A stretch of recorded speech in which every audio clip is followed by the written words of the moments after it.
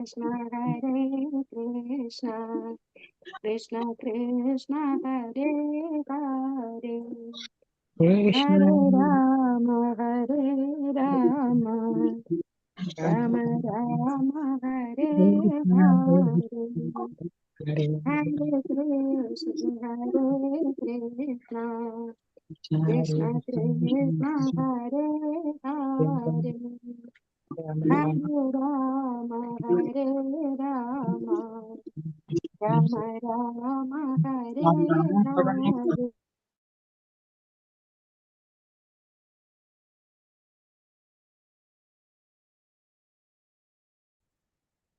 ഹരേ Krishna.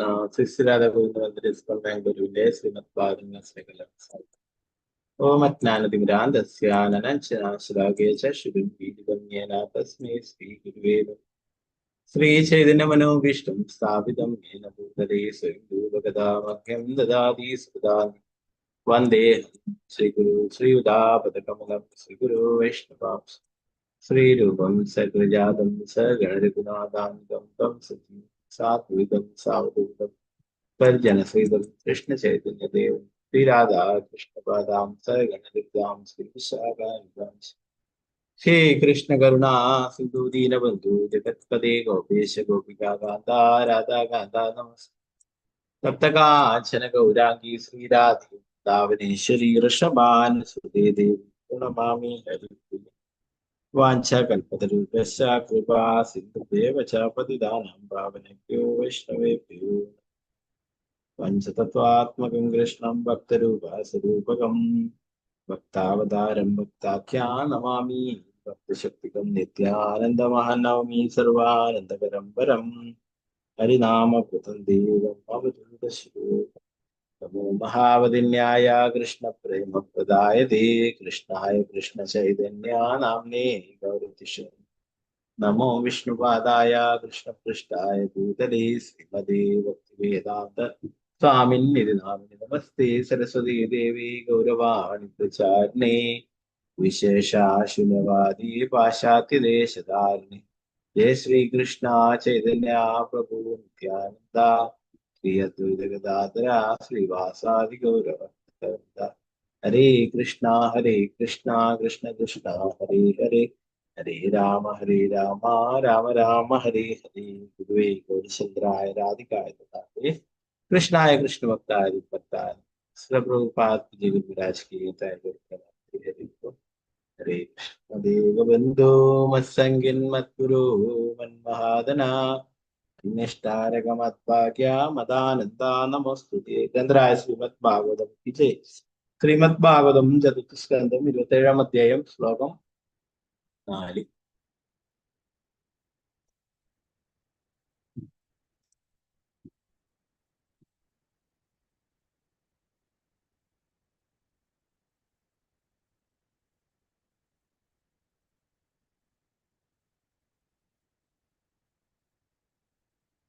Screen കാണാലോ അല്ലെ? ഹരേ കൃഷ്ണ. കാണാം പ്രഭുജി. ഹരേ കൃഷ്ണ. ഹരേ കൃഷ്ണ.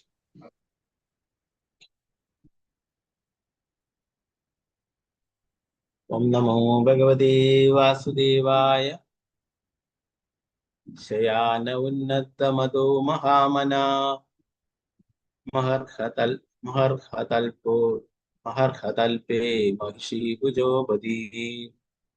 രാമേവ വീരോ മനുദേ പരം യഥാ തമോ വിഭൂതോ നിജം പരം ചയ.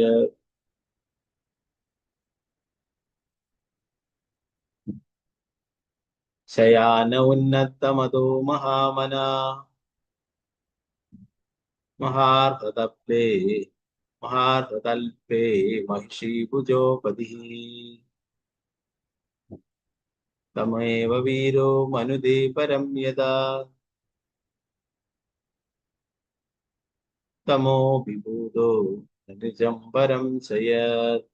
ശയാന ഉന്നതമതോ മഹാമനാ മഹർഹതൽപേ മഹിഷീഭുജോപതി. താമേവ വീരോ മനുദേ പരം യഥാ തമോ വിഭൂതോ നിജം പരം ചയ. ഹരേ കൃഷ്ണ.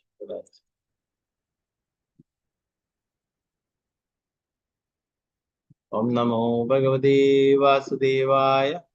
ഓം നമോ ഭഗവതേ വാസുദേവായ. ശയാന ഉന്നതമധോ മഹാമനാ ശയന ഉത്തമോ മഹർഷകൽപേ ശ്രീഭുജോപതി.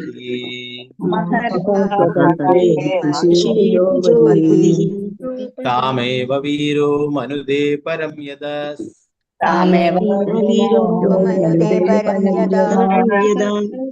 തമോ വിഭൂതോ ന നിജം പരം ചയത്.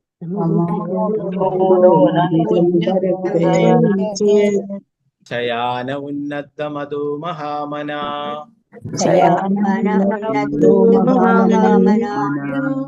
മഹർഷതൽപേ മഹിഷീ ഭുജോപതി.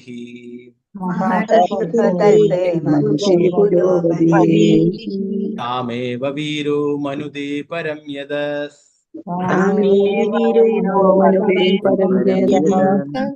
തമോ വിഭൂതോ ന നിജം പരം ചയത്.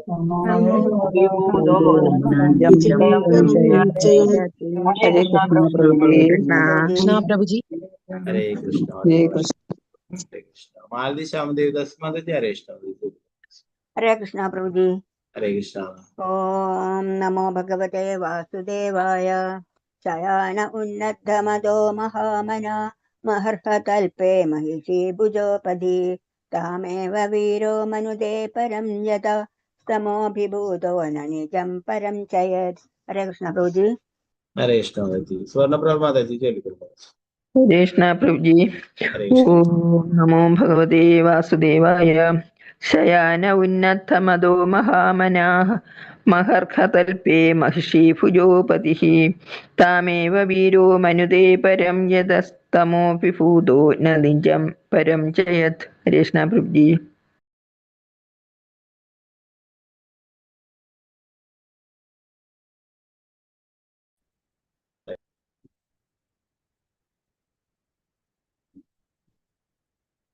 എന്റെ നെറ്റ്വർക്ക് ഇഷ്ടം. ഹരേ കൃഷ്ണ. വിജയനാണ് മാതാജി. ഹരേ കൃഷ്ണ മാതാജി. ഹരേ കൃഷ്ണ പ്രഭുജി.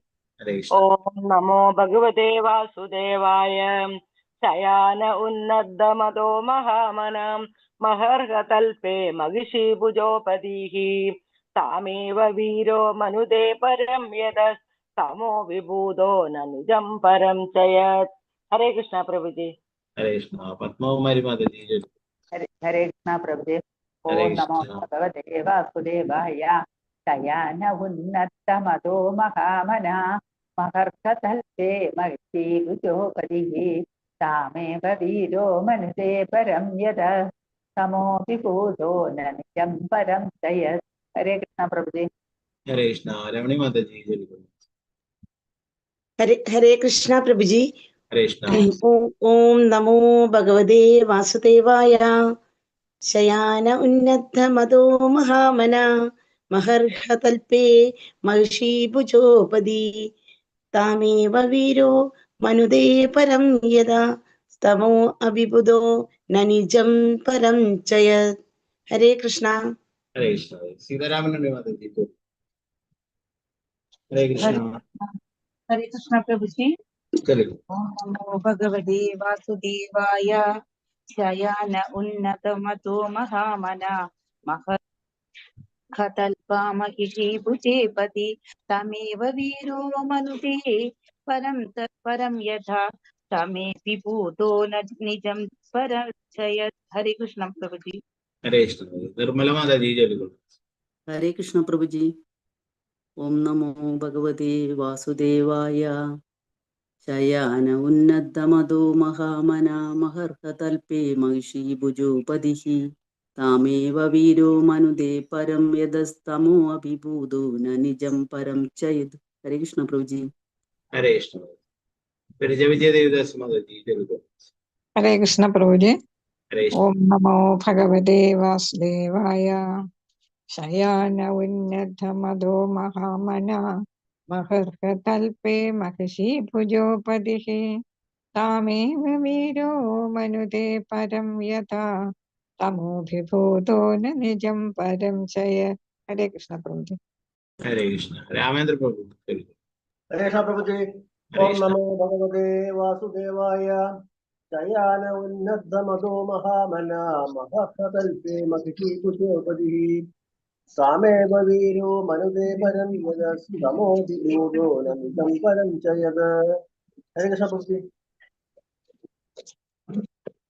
ഹരേ കൃഷ്ണ പ്രഭുജി. കേൾക്കുന്നില്ലേ പ്രഭു? ഹരേ കൃഷ്ണ. കേൾക്കാം. ഹരേ കൃഷ്ണ. ഓം നമോ ഭഗവതേ വാസുദേവായ. ശയാന ഉന്നതമതോ മഹാമന മഹർഹതൽപേ മഹിഷീ ഭുജോപതിഃ താമേവ വീരോ മനുദേ പരം യദസ്തമോ വിഭൂതോ ന നിജം പരംചയത്. ഹരേ കൃഷ്ണ പ്രഭുജി. ഹരേ കൃഷ്ണ. കൃഷ്ണ മാതാജി കേൾക്കും. ഹരേ കൃഷ്ണ പ്രഭുജി. ഓം നമോ ഭഗവതേ വാസുദേവായ. ശയാന ഉന്നതമതോ മഹാമന മഹാർഹതൽപേ മഹിഷീ ഭുജോപതി താമേവ വീരോ മനുദേ പരം യദസ്തമോ അഭിഭൂതോ ന നിജം പരം ചയത്. ഹരേ കൃഷ്ണ. ഹരേ കൃഷ്ണ. മഞ്ജു മാതാജി കേൾക്കും. ഹരേ കൃഷ്ണ പ്രഭുജി. ഹരേ കൃഷ്ണ. ഓം നമോ ഭഗവതേ വാസുദേവായ. ശയാന ഉന്നതമധോ മഹാമന മഹർഹതൽപേ മഹിഷീ ഭുജോപതിഃ താമേവ വീരോ മനുദേ പരം യഥാ സമോ അഭിഭൂതോ ന നിജം പരം ചയത്. ഹരേ കൃഷ്ണ പ്രഭുജി. ഹരേ കൃഷ്ണ. തനുപ്രദീപ് മാതാജി. ഹരേ കൃഷ്ണ പ്രഭുജി. ഹരേ കൃഷ്ണ. ഓം നമോ ഭഗവതേ വാസുദേവായ. ശയാന ഉന്നതമനോ മുഖാമന മഹർഹതൽപേ മഹർഷി ഭുജോപതിഃ താമേവ വീരോ മനുദേ പരം യതസ്തമോ വിഭൂതോ ന നിജം പരം ചയത്. ഹരേ കൃഷ്ണ പ്രഭുജി. ഹരേ കൃഷ്ണ. വത്സല മാതാജി കേൾക്കും. ഹരേ കൃഷ്ണ പ്രഭുജി. ഹരേ കൃഷ്ണ. ഓം ഭഗവതേ വാസുദേവായ. ശയാന ഉന്നതമതോ മഹാമന മഹാർഹതൽപേ മഹിഷീ ഭുജോപതി താമേവ വീരോ മനോദേ പരം യദസ്തമോ വിഭൂതോ ന നിജം പരം ചയത്. ഹരേ കൃഷ്ണ പ്രഭുജി. ഹരേ കൃഷ്ണ. ശാരദാശുഭാസന ദേവിദാസ് മാതാജി കേൾക്കും. ഹരേ കൃഷ്ണ പ്രഭുജി. ഹരേ കൃഷ്ണ. ഓം നമോ ഭഗവതേ വാസുദേവായ. ശയാന ഉന്നതമധോ മഹാമന മഹാർഹതൽപേ മഹിഷീ ഭുജോപതി താമേവ വീരോ മനുദേ പരം യതഃ തമോ വിബുധോ ന നിജം പരം ചയത്. ഹരേ കൃഷ്ണ പ്രഭുജി. ഹരേ കൃഷ്ണ. വസന്ത മാതാജി കേൾക്കും. ഹരേ കൃഷ്ണ പ്രഭുജി. ഹരേ കൃഷ്ണ. ഓം നമോ ഭഗവതേ വാസുദേവായ. ശയാന ഉന്നതമതോ മഹാമന മഹർഹതൽപേ മഹിഷീ ഭുജോപതി താമേവ വീരോ മനുദേ പരം യഥാ സമോ വിഭൂതോ ന നിജം പരം ചയത്. ഹരേ കൃഷ്ണ പ്രഭുജി. ഹരേ കൃഷ്ണ. ഭാരതീയ മാതാജി കേൾക്കും. മാതാജി ഹരേ കൃഷ്ണ. ഹരേ കൃഷ്ണ പ്രഭുജി. ഹരേ കൃഷ്ണ. ഓം നമോ ഭഗവതേ വാസുദേവായ. ശയാന ഉന്നതമതോ മഹാമന മഹർഹതൽപേ മഹിഷീ ഭുജോപതി താമേവ വീരോ മന്യതേ പരം യതസ്തമോ വിഭൂതോ ന നിജം പരം ചയത്. ഹരേ കൃഷ്ണ. ഹരേ കൃഷ്ണ. ഭാരതി മാതാജി കേൾക്കും. ഹരേ ഹരേ കൃഷ്ണ. കൃഷ്ണ പ്രഭു. ഹരേ കൃഷ്ണ. ഓം നമോ ഭഗവതേ വാസുദേവായ. ശയാന ഉന്നതമധോ മഹാമന മഹർഹതൽപേ മഹിഷീ ഭുജോപതി താമേവ വീരോ മനുദേ പരം യദസ്തമോ വിഭൂതോ ന നിജം പരം ചയത്. ഹരേ കൃഷ്ണ പ്രഭു. ഹരേ കൃഷ്ണ. ഹരേ കൃഷ്ണ. ശാരദജി നമ്പൂതിരി മാതാജി. ഹരേ കൃഷ്ണ പ്രഭുജി. തെലുഗു. ഓം നമോ ഭഗവതേ വാസുദേവായ. ശയാന ഉന്നതമതോ മഹാമന മഹർഹതൽപേ മഹിഷീ ഭുജോപതിഃ താമേവ വീരോ മനുദേ പരം യതസ്തമോ വിഭൂതോ ന നിജം പരം ചയത്. ഹരേ കൃഷ്ണ പ്രഭുജി. ഹരേ കൃഷ്ണ. വത്സല മാതാജി കേൾക്കും. ഹരേ കൃഷ്ണ. ഹരേ കൃഷ്ണ പ്രഭുജി. ഹരേ കൃഷ്ണ. ഓം നമോ ഭഗവതേ വാസുദേവായ.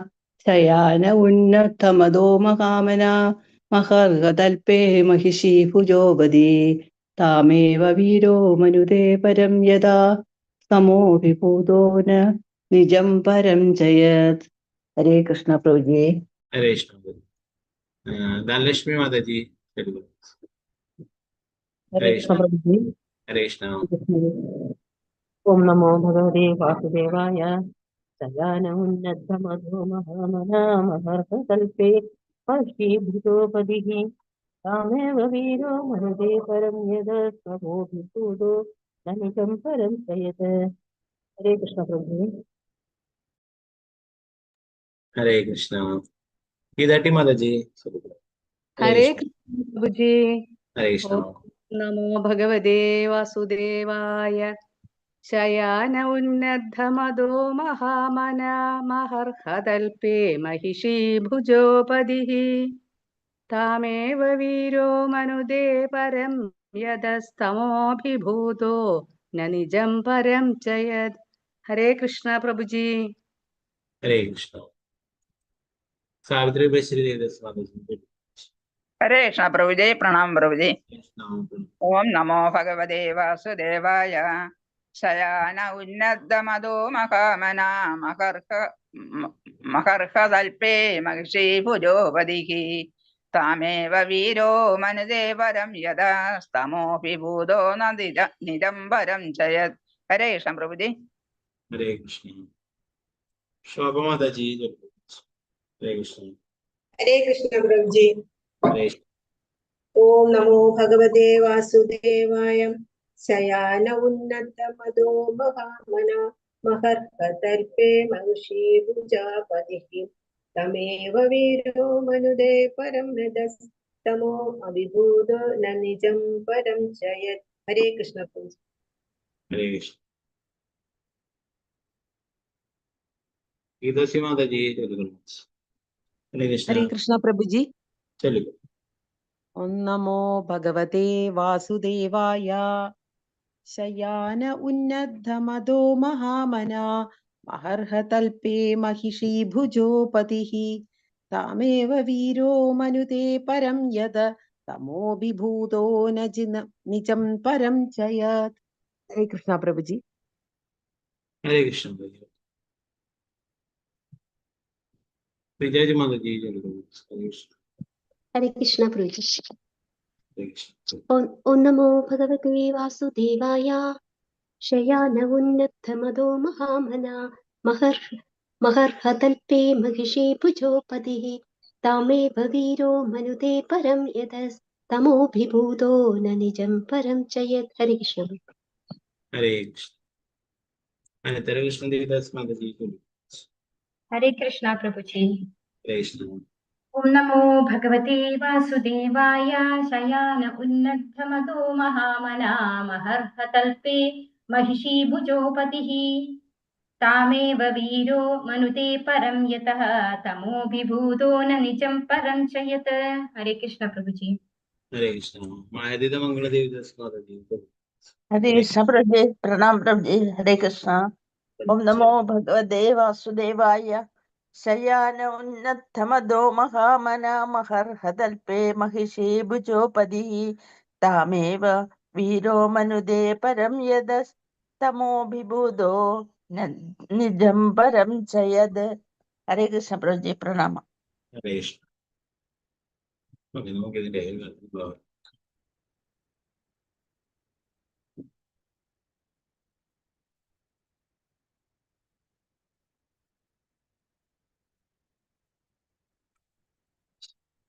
ശയാനഹ താഴെ കിടക്കുക, ഉന്നതമത വർദ്ധിച്ച വ്യാമോഹത്തിൽ, മഹാമനഹ ഉയർന്ന അവബോധമുള്ള, മഹാ അർഹതൽപേ വിലപിടിപ്പുള്ള കട്ടിലിൽ, മഹിഷി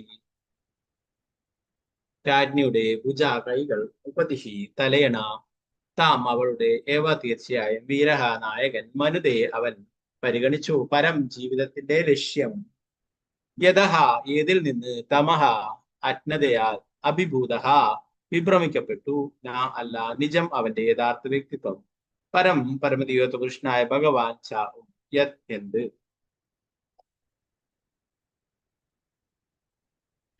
ഉത്തരം ഭാവാർത്ഥം സ്വാമി ശ്രീ പ്രഭുപാദ് ജയ്. ഈ രീതിയിൽ വ്യാമോഹം വർദ്ധിച്ച് വിഭ്രമത്തിലായ പുരഞ്ജന രാജാവ് ഉയർന്ന അവബോധമുള്ളവനായിട്ടും ഭാര്യയുടെ കൈകളാകുന്ന തലയണിയിൽ തല ചായ്ച്ച് ഒരേ കിടപ്പ് കിടന്നു. ഈ നിലയിൽ സ്ത്രീയാണ് തന്റെ പരമമായ ജീവനും ആത്മാവും എന്ന് അവൻ കരുതി. ഇപ്രകാരം തമോ ഗുണത്താൽ സംഭ്രമിക്കപ്പെട്ട അവന് സ്വന്തം ആത്മാവിനെയോ പരമദൈവത്തോ കൃഷ്ണനായ ഭഗവാനെയോ സാക്ഷാത്കാരത്തെ പറ്റിയോ ആത്മസാക്ഷാത്കാരത്തെ പറ്റിയോ മനസ്സിലാക്കാൻ കഴിഞ്ഞില്ല. ഭാവാർത്ഥം ശിവപ്രഭുപാദിക്ക് ആത്മസാക്ഷാത്കാരത്തിന് വേണ്ടി ഉദ്ദേശിക്കപ്പെട്ടിട്ടുള്ളതാണ് മനുഷ്യ ജീവിതം. ഒരുവൻ എല്ലാറ്റിലും ആദ്യം ഈ ശ്ലോകത്തിൽ നിജം എന്ന് പറഞ്ഞിട്ടുള്ള സ്വന്തം ആത്മാവിനെ ബോധ്യമാക്കണം. പിന്നീട് പരമാത്മാവിനെ പരമദൈവത്തോ കൃഷ്ണനായ ഭഗവാനെ സാക്ഷാത്കരിക്കണം. ഒരുവൻ ഭൗതികമായി അമിതാസക്തനാകുമ്പോൾ സ്ത്രീയാണ് സർവവും എന്ന് കരുതുന്നു. ഭൗതിക ആകർഷണത്തിന്റെ അടിസ്ഥാന തത്വം ഇതാണ്.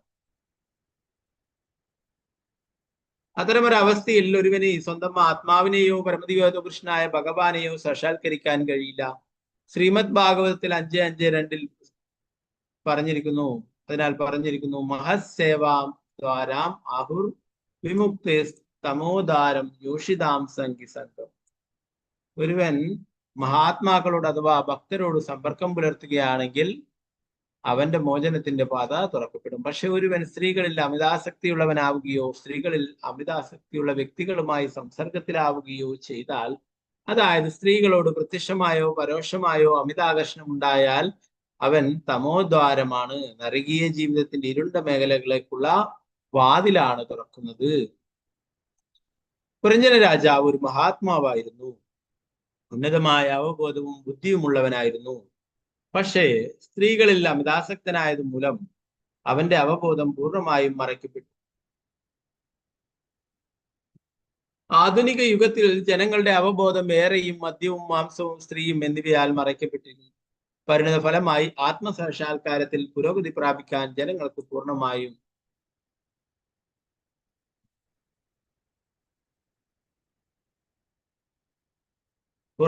കഴിയുന്നില്ല. താൻ ശരീരത്തിൽ നിന്നും വേറിട്ട ജീവാത്മാവാണെന്ന സ്വയം ബോധ്യപ്പെടലാണ് ആത്മസാക്ഷാത്കാരത്തിന്റെ പ്രഥമ പടി. രണ്ടാം ഘട്ടത്തിൽ എല്ലാ വ്യക്തിഗത ജീവസത്തുക്കളും പരമാത്മാവിന്റെ പരമദൈവത്വം കൃഷ്ണനായ ഭഗവാന്റെ അവിഭാജ്യ ഘടകങ്ങളാണെന്ന അറിവിലേക്ക് വരും. ഇത് ഭഗവത്ഗീത 15:7 സ്ഥിരീകരിച്ചു. മമൈവാംശോ ജീവലോകേ ജീവഭൂത സനാതന മനഃഷ്ടാനിന്ദ്രിയാണി പ്രകൃതിസ്ഥാനി കർഷതി. ഈ ബദ്ധലോകത്തിലുള്ള ജീവസത്തുകൾ എന്റെ ശാശ്വതവും അവിഭാജ്യവുമായ ഭാഗങ്ങളാണ്. ബദ്ധജീവിതം നയിക്കുന്നത് മൂലം അവർ മനസ്സുൾപ്പെടെ 6 ഇന്ദ്രിയങ്ങളും കൊണ്ട് കഠിനാധ്വാനം ചെയ്യുക. എല്ലാ ജീവസത്തുക്കളും പരമോന്നതനായ ഭഗവാന്റെ അവിഭാജ്യ ഘടകങ്ങളാണ്. ദൗർഭാഗ്യവശാൽ ഇന്നത്തെ സംസ്കാരത്തിൽ പുരുഷനും സ്ത്രീയും ആരംഭം മുതലേ അന്യോന്യം ആകർഷിക്കാൻ അനുവദിക്കപ്പെട്ടിരിക്കുന്നു. ഇതിന്റെ ഫലമായി അവർക്ക് ആത്മസാക്ഷാത്കാരത്തിന്റെ തലത്തിലേക്ക് വരാൻ പൂർണ്ണമായും കഴിയുന്നില്ല. ആത്മസാക്ഷാത്കാരം പ്രാപിക്കാത്ത പക്ഷം തങ്ങൾക്ക് മനുഷ്യരൂപത്തിലുള്ള ജീവിതത്തിലെ ഏറ്റവും വലിയ നഷ്ടം സംഭവിക്കുമെന്ന് അവർക്കറിയില്ല. ഒരു സ്ത്രീയെ സദാ ഹൃദയത്തിൽ വിചാരിക്കുന്നത് അവളുമൊത്ത് അമൂല്യമായ ഒരു മഞ്ചത്തിൽ ശയിക്കുന്നതിന് സമാനമാണ്. ഹൃദയമാണ് മഞ്ചം. അതാണ് ഏറ്റവും അമൂല്യമായ മഞ്ചം. ഒരു മനുഷ്യൻ സ്ത്രീകളെയും പണത്തെയും കുറിച്ച് ചിന്തിക്കുമ്പോൾ അവൻ തന്റെ കാമുകിയുടെ അല്ലെങ്കിൽ ഭാര്യയുടെ കൂടെ അവളുടെ കരതലം തലയണയാക്കി ശയിച്ച് വിശ്രമിക്കും. ഈ രീതിയിൽ അവൻ ലൈംഗിക ജീവിതത്തിൽ അമിതാസക്തനാവുകയും ആത്മസാക്ഷാത്കാരത്തിന് അയോഗ്യനാവുകയും ചെയ്യും. 5-ാമത്തെ ശ്ലോകം നോക്കാം. ഓം നമോ ഭഗവതേ വാസുദേവായ. ദൈവം രമമാണസ്യ കാമകശ്മലചേതസാഃ ക്ഷണാർദ്ധമിവ രാജേന്ദ്ര വ്യതിക്രാന്തം നവം വയഃ. ദൈവം രമമാണസ്യ കാമകശ്മലചേതസഃ ക്ഷണാർദ്ധമിവ രാജേന്ദ്ര വ്യതിക്രാന്തം നവം വയഃ. ഹരേ കൃഷ്ണ. നേരത്തെ ചൊല്ലാൻ ബാക്കിയുള്ള ആരെങ്കിലും ഉണ്ടെങ്കിൽ കൈയൊത്താം. ഇങ്ങനെ നമുക്ക് അതിന്റെ വിവർത്തനം ഭാഗം.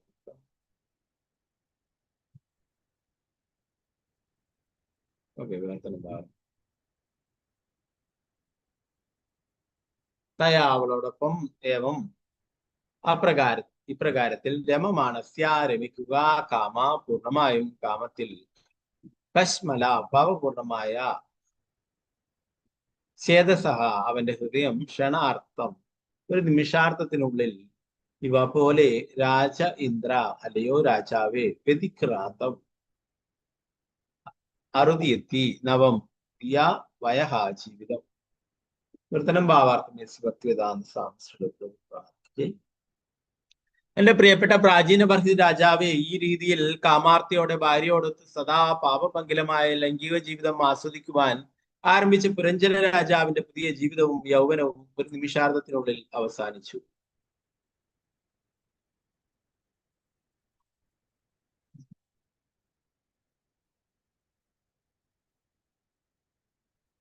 ഭാവാർത്ഥം ഭക്തിവേദാന്ത സ്വാമി. ശില ഗോവിന്ദദാസ് ഠാക്കൂർ പാടി യേദന യൗവന പുത്ര പരിചന ഇതകി ആചെ പരദീതിരെ കമലദല ജല ജീവന ഡലമല ഭജഹു ഹരിപദ നീതിരെ. ഭജഹുരേ മന എന്നതിലെ ആ കീർത്തനത്തിലെ വരികളാണ് അല്ലെ. യൗവനത്തിലെ ജീവിതാസ്വാദനത്തിൽ വാസ്തവത്തിൽ ഒരു പരമാനന്ദവുമില്ലെന്ന് ഈ ശ്ലോകത്തിൽ ശ്രീല ഗോവിന്ദദാസ് പറയുന്നു.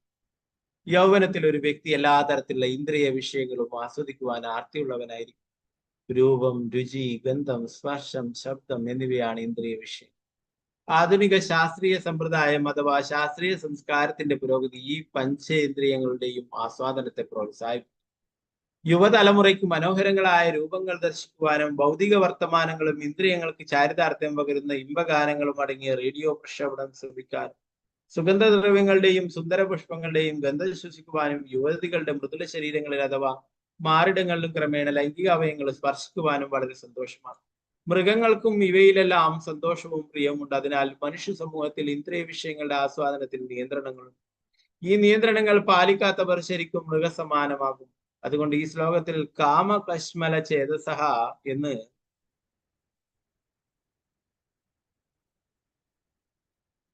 പ്രത്യേകം പ്രസ്താവിച്ചിരിക്കുന്നു. പുരഞ്ജന രാജാവിന്റെ അവബോധം ആർത്തമായ കാമത്താലും പാപകരങ്ങളായ പ്രവൃത്തികളാലും മലീമസമായിരുന്നു. പുരഞ്ജനൻ അവബോധത്തിൽ പുരോഗതി നേടിയവനാണെങ്കിലും വളരെ മൃദുവായ ഒരു ശൈലിയിൽ അവന്റെ പത്നിയുമൊത്ത് ശയിച്ചു എന്ന് മുൻ ശ്ലോകത്തിൽ പറഞ്ഞിട്ടുണ്ട്. അവൻ ലൈംഗികതയിൽ അമിതാസക്തനായെന്നത് സൂചിപ്പിക്കുന്നു. ഈ ശ്ലോകത്തിലെ നവം വയഹ എന്നീ വാക്കുകളും വരെ അർത്ഥവത്താണ്. 16 വയസ്സ് മുതൽ 30 വയസ്സ് വരെയുള്ള യൗവന കാലത്തെ ഈ വാക്കുകൾ സൂചിപ്പിക്കുന്നു. ഈ 13-15 വർഷം ഒരുവന് അവന്റെ ഇന്ദ്രിയങ്ങളെ പരമാവധി ശക്തമായി ആസ്വദിക്കുവാൻ കഴിയുന്ന കാലം. ഒരുവൻ ഈ പ്രായത്തിലെത്തുമ്പോൾ ജീവിതം എന്നും ഇതേ നിലയിൽ പോകുമെന്ന് വിചാരിക്കുകയും ആസ്വാദനം തുടങ്ങുകയും ചെയ്യും. പക്ഷേ കാലവും ഗതിയും ആർക്കു വേണ്ടിയും കാത്തു നിൽക്കുന്നില്ല. യൗവനത്തിന്റെ ആയുസ് വളരെ വേഗം അവസാനിക്കും. യൗവനത്തിൽ പാപകർമ്മങ്ങൾ മാത്രം ചെയ്ത് കാലം പാഴാക്കുന്ന ഒരുവൻ വളരെ പെട്ടെന്ന് ആ ഹ്രസ്വകാലം കടന്നു പോകുമ്പോൾ നിരാശനാവുകയും സംഭ്രമിക്കുകയും ചെയ്യും. ആത്മീയ പരിശീലനം സിദ്ധിക്കാത്ത ഒരു വ്യക്തിക്ക് യൗവനത്തിലെ ഭൗതികാസ്വാദനം പ്രത്യേകിച്ച് സന്തോഷകരമായിരിക്കും. ജീവിതത്തിന്റെ ശരീരസങ്കല്പത്തിൽ മാത്രം പരിശീലിപ്പിക്കപ്പെടുന്ന വ്യക്തി നിരാശയിലേക്കാണ് നയിക്കപ്പെടുന്നത്. ശരീരസങ്കല്പത്തിൽ മാത്രം പരിശീലിപ്പിക്കപ്പെട്ട വ്യക്തി നിരാശയിലേക്കാണ് നയിക്കപ്പെടുന്നത്. എന്തുകൊണ്ടെന്നാൽ ശാരീരികമായ ഇന്ദ്രിയാസ്വാദനം ഏറെക്കുറെ 40 വയസ്സോടെ തീരും. അവന് ആത്മീയ ജ്ഞാനം ഇല്ലാതിനാൽ അനന്തരം ജീവിതം ഒരുതരം അതിഭ്രമത്തിലായിരിക്കും. അത്തരം ഒരു വ്യക്തിക്ക് അവന്റെ യൗവനം ഒരു നിമിഷാർദ്ധത്തിൽ അവസാനിക്കും.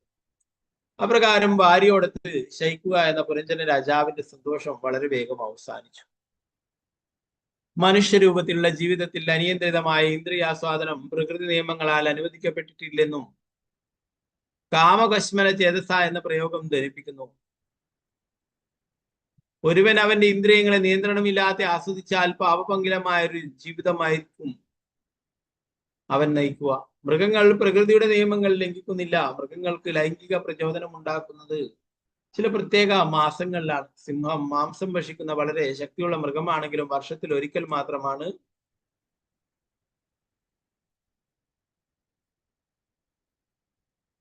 ലൈംഗികത ആസ്വദിക്കുന്നത്. അതുപോലെ ധാർമ്മിക നിർദ്ദേശങ്ങൾ അനുസരിച്ച് മനുഷ്യന് ലൈംഗികാസ്വാദനം മാസത്തിൽ ഒരു പ്രാവശ്യം എന്ന് നിയന്ത്രിച്ചു. ഭാര്യയുടെ ആർത്തവകാലം കഴിഞ്ഞ് ഒരിക്കൽ അവളുമായി ലൈംഗികത ആസ്വദിക്കുന്ന ഭർത്താവ് അവൾ ഗർഭിണിയായാൽ പിന്നീട് ബന്ധം പുലർത്തരുതെന്നും നിർദ്ദേശം. ഭാര്യ ഗർഭിണിയാകുമ്പോൾ ഭർത്താവിന് അവളുമായി ലൈംഗികത ആസ്വദിക്കുവാൻ കഴിയാത്തതിനാൽ ഒരുവന് ഒന്നിലധികം ഭാര്യമാരെ സംരക്ഷിക്കുവാൻ അനുവാദം. ഒരു പത്നി ഗർഭിണിയാകുന്ന സമയത്ത് അവന് ആവശ്യമെങ്കിൽ മറ്റേ പത്നിയുമായി ലൈംഗിക ബന്ധത്തിൽ ഏർപ്പെടാവുന്നതാണ്. മനുസംഹിതയിലും ഇതര വൈദിക ഗ്രന്ഥങ്ങളും പ്രതിപാദിച്ചിട്ടുള്ള നിയമങ്ങളാണ് ഇവയെല്ലാം. മനുഷ്യജീവികളെ ഉദ്ദേശിച്ചുള്ളവയാണ് ഈ നിയമങ്ങളും വൈദിക ശാസ്ത്രങ്ങളും ആയതിനാൽ ഒരുവൻ ഈ നിയമങ്ങൾ ലംഘിച്ചാൽ പാപിയായിത്തീരും. അനിയന്ത്രിതമായ ആന്തരികാസ്വാദനം എന്നാൽ പാപപ്രവൃത്തികളാണെന്ന നിർണയം. ശാസ്ത്രങ്ങൾ നിർദ്ദേശിച്ചുള്ള നിയമങ്ങൾ ലംഘിക്കുന്നവയാണ് അവിഹിത ലൈംഗിക ബന്ധങ്ങൾ. ഒരുവൻ വൈദിക ഗ്രന്ഥങ്ങളിലെ അഥവാ വേദങ്ങളിലെ നിയമങ്ങൾ ലംഘിക്കുമ്പോൾ അവന്റെ കർമ്മങ്ങൾ പാപകർമ്മങ്ങളായി ഭവിക്കുന്നു. പാപപ്രവൃത്തികളിൽ ഏർപ്പെടുന്ന ഒരാൾക്ക് അവന്റെ അവബോധം മാറ്റാൻ കഴിയില്ല. നമ്മുടെ കശ്മല അവബോധത്തെ, പാപപൂർണമായ അവബോധത്തെ പരമപവിത്രമായ കൃഷ്ണാവബോധത്തിലേക്ക് പരിണമിപ്പിക്കുക എന്നതാണ് യഥാർത്ഥ ധർമ്മം. ഭഗവത്ഗീതയിൽ സ്ഥിരീകരിച്ചിട്ടുള്ളതുപോലെ പരബ്രഹ്മ പരന്താമ പവിത്രം പരമം ഭവാൻ. കൃഷ്ണനാണ് പരമമായ പവിത്രത. ആ അവബോധത്തെ ഭൗതികാസ്വാദനത്തിൽ നിന്നും കൃഷ്ണനിലേക്ക് മാറ്റുമ്പോൾ നമ്മളും പരിശുദ്ധരാകും. ഇതാണ് ഭഗവാൻ ചൈതന്യ മഹാപ്രഭു ശുപാർശ ചെയ്തിട്ടുള്ളതാ ചേതോദർപ്പണമാർജനം, ഹൃദയമാകുന്ന കണ്ണാടി ശുദ്ധമാക്കുന്ന പ്രക്രിയ.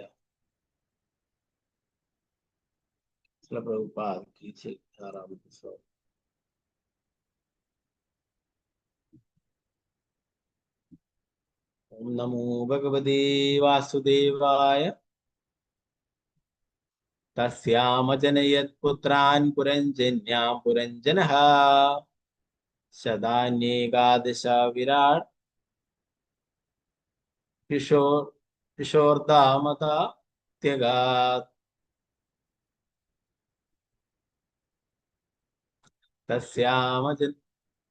തസ്യാമജനയാത് പുത്രാൻ പുരഞ്ജന്യാം പുരഞ്ജനഃ ശതാന്യേകാദശ വിരാട് ആയുഷാർദ്ധമതാത്യഗാത്.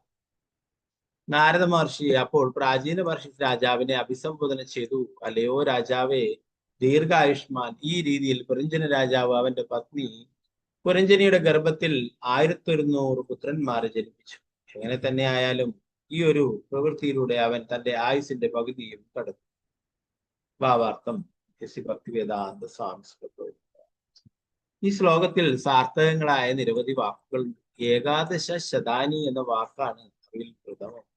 പുരഞ്ജന രാജാവ് അവന്റെ പത്നിയിൽ 1100 പുത്രന്മാരെ ജനിപ്പിക്കുകയും അപ്രകാരം അവന്റെ ആയുസിന്റെ പകുതി കടന്നു പോവുകയും ചെയ്തു. വാസ്തവത്തിൽ ഓരോ മനുഷ്യനും ഇതിന് സമാനമായ ഒരു പ്രക്രിയയാണ് പിന്തുടരുന്നത്. ഒരുവന് പരമാവധി 100 വയസ്സ് വരെ ആയുസുള്ള പക്ഷം കുടുംബജീവിതത്തിലെ 50-ാം വയസ്സ് വരെ അവൻ സന്താനോൽപാദനം നടത്തിക്കൊണ്ടിരിക്കും. ദൗർഭാഗ്യവശാൽ ഇന്ന് ജനങ്ങൾ 100 വയസ്സ് വരെ പോലും ജീവിക്കുന്നില്ല. എന്നിരുന്നാലും അവൻ 60-ാം വയസ്സിലും സന്താനോൽപാദനം നടത്തും. പണ്ടുണ്ടായിരുന്നവർ 100-ഉം 200-ഉം പുത്രന്മാർക്കും പുത്രിമാർക്കും ജന്മം നൽകിയിരുന്നു എന്നതാണ് മറ്റൊരു കാര്യം. അടുത്ത ശ്ലോകത്തിൽ നിന്ന് തെളിയാൻ പോകുന്നത് പോലെ പുരഞ്ജന രാജാവ് 1100 പുത്രന്മാർക്ക് മാത്രമല്ല 110 പുത്രിമാർക്കും ജന്മം നൽകിയിരുന്നു. ഇന്നത്തെ കാലത്ത് ഇത്രയും സന്താനങ്ങളെ ഉൽപ്പാദിപ്പിക്കാൻ ആർക്കും കഴിയില്ല. മാത്രമല്ല ഗർഭനിരോധന മാർഗങ്ങളിലൂടെ ജനസംഖ്യാ നിയന്ത്രണത്തിലുള്ള തീവ്ര ശ്രമങ്ങളിലുമാണ് മനുഷ്യകുലം.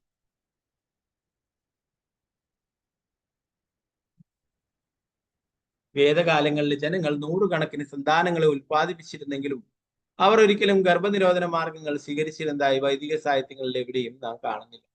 ഗർഭനിരോധന മാർഗങ്ങൾ ഉപയോഗിച്ച് ജനസംഖ്യാ നിയന്ത്രണം നടത്തുന്നതും പാപപ്രവൃത്തിയാണെങ്കിലും കലിയുടെ ഈ യുഗത്തിൽ ജനങ്ങൾ അങ്ങേയറ്റം പാപികളായാൽ പാപകർമ്മങ്ങളുടെ പരിണിത ഫലങ്ങളെ പറ്റി അവർ ഗൗനിക്കുന്നതേയില്ല. പുരഞ്ജന രാജാവ് അവന്റെ പത്നി പുരഞ്ജനയോടൊപ്പം ശയിച്ച് സന്താനങ്ങളുടെ വലിയൊരു കൂട്ടത്തെ തന്നെ സൃഷ്ടിച്ചെങ്കിലും അവൻ ഒരിക്കൽ പോലും ഗർഭനിരോധന മാർഗം സ്വീകരിച്ചതായി ഈ ശ്ലോകങ്ങളിൽ എവിടെയും സൂചനകളില്ല. വേദാന്ത സാഹിത്യങ്ങളിൽ പറയുന്ന ഗർഭനിരോധന മാർഗം ലൈംഗികതയുടെ നിയന്ത്രണമാണ്. അത് അനിയന്ത്രിതമായ ലൈംഗികാസ്വാദനവും ഗർഭനിരോധനത്തിന് കൃത്രിമ മാർഗവും സ്വീകരിക്കലുമല്ല. ഒരു വ്യക്തി നല്ല അവബോധമുള്ളവനും ഭാര്യ ധാർമ്മിക ബോധമുള്ളവളും ആണെങ്കിൽ ബുദ്ധിപൂർവമായുള്ള കൂടിയാലോചനകളുടെ ജീവന്റെ മൂല്യം എന്തെന്ന് തിരിച്ചറിയുന്ന അവർക്ക് ധാരാളം സന്താനങ്ങൾക്ക് ജന്മം നൽകുകയല്ല, മറിച്ച് കൃഷ്ണാബോധത്തിൽ പുരോഗതി നേടുകയാണ് മനുഷ്യ ജീവിതത്തിന്റെ ലക്ഷ്യം എന്ന് മനസ്സിലാക്കുകയും അതനുസരിച്ച് ആത്മനിയന്ത്രണത്തോടെ ജീവിക്കാനും കഴിയും. സന്താനങ്ങൾ പരിണാമം അഥവാ ഉപ ഉൽപ്പന്നങ്ങൾ എന്നാണ് വിളിക്കപ്പെടുന്നത്. സ്വന്തം സദ്ബുദ്ധിയോട് കൂടിയാലോചന നടത്തുന്ന ഒരുവന് അവന്റെ കൃഷ്ണാബോധത്തിന്റെ വികാസമാണ് അവന്റെ ഉപ ഉൽപ്പന്നങ്ങൾ എന്ന് കാണാൻ കഴിയും. ചില പ്രഭുപാദ് ഈ ഒരു ശ്ലോകങ്ങളിൽ നമുക്ക് നോക്കാൻ കഴിയാറുണ്ട്.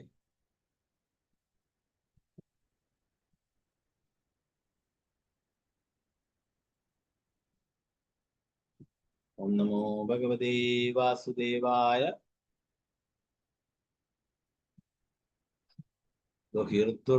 ദശോത്തരശതം പിതർമാതു യശസ്കരീ ശീലൗദാര്യ ഗുണോപേതാ പൗരഞ്ജന്യാ പ്രജാപതേ ദശോത്തരശത പിതൃമാതു യശസ്കരി ശീലൗദാര്യ ഗുണോപേതാ പൗരഞ്ജന്യാ പ്രജാപതേ.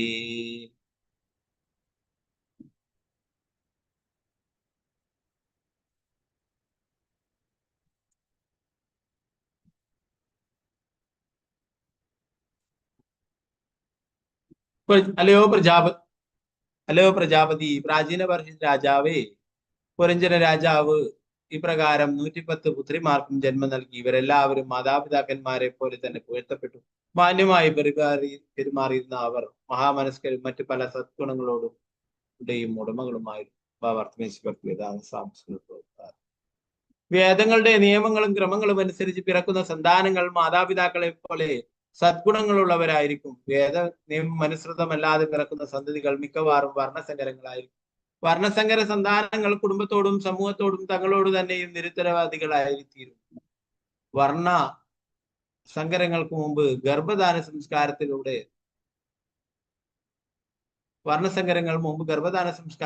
തടയപ്പെട്ടിരുന്നു. സന്താനത്തെ ഗർഭം ധരിക്കുന്നതിന് മുമ്പ് നടത്തുന്ന സ്വഭാവ ദൂഷ്യങ്ങൾ നീക്കുന്നതിനുള്ള ധാർമ്മിക ആചാര ചടങ്ങാണ് ഗർഭധാന സംസ്കാരം. പുരഞ്ജന രാജാവിന് ധാരാളം സന്തതികൾ ജനിച്ചെങ്കിലും അവർ വർണ്ണസങ്കരങ്ങളായിരുന്നില്ലെന്ന് ഈ ശ്ലോകത്തിൽ നാം കാണുന്നു. അവർ നല്ലവരും സൽസ്വഭാവികളും മാതാപിതാക്കളുടെ സദ്ഗുണങ്ങളും ഉള്ളവരുമായിരുന്നു. നമുക്ക് ധാരാളം സന്താനങ്ങളെ ഉൽപ്പാദിപ്പിക്കുവാൻ കഴിയുമെങ്കിലും നമ്മുടെ ലൈംഗികാസ്വാദനം നിർദ്ദിഷ്ട രീതികളെ അതിലംഘിക്കുന്നതായാൽ അത് പാപകരമാകും. ഏത് ഇന്ദ്രിയത്തിന്റെയും അഥവാ ലൈംഗികത മാത്രമല്ല, അമിത ആസ്വാദനം അപരാധവും പാപവുമാണ്. അതുകൊണ്ട് ഒരുവൻ അവന്റെ അവസാന ഘട്ടത്തിൽ ഒരു സ്വാമി അഥവാ ഗോസ്വാമി ആയിത്തീരണം. ഒരുവൻ 50 വയസ്സ് വരെ സന്താനോൽപാദനം നടത്താം. 50 വയസ്സിന് ശേഷം അവൻ സന്താനോൽപാദനം നിർത്തി ജീവിതത്തിന്റെ വാനപ്രസ്ഥ ക്രമത്തിൽ പ്രവേശിക്കും. ഈ രീതിയിൽ അവൻ വീടുപേക്ഷിക്കുകയും സന്യാസിയായി തീരുകയും വേണം. ഒരു സന്യാസി ഇന്ദ്രിയാസ്വാദനം പരിപൂർണമായി വർദ്ധിച്ചവനെന്ന് അർത്ഥം വരുന്ന സ്വാമി അല്ലെങ്കിൽ ഗോസ്വാമി എന്നാണ് വിളിക്കപ്പെടുന്നത്.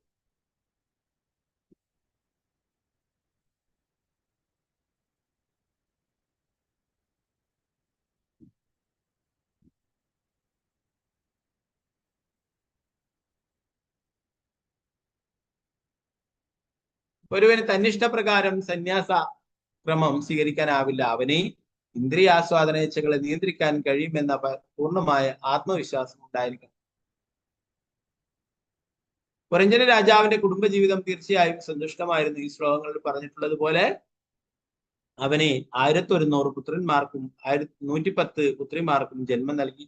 പുത്രിമാരെക്കാൾ കൂടുതൽ പുത്രന്മാരുണ്ടാകാനാണ് എല്ലാവർക്കും ആഗ്രഹം. പുത്രന്മാർ കൂടുതലും പുത്രിമാർ കുറവുമായിരുന്നതിനാൽ പുരഞ്ജന രാജാവിന്റെ കുടുംബജീവിതം സുഖകരവും സന്തോഷകരവുമായിരുന്നു.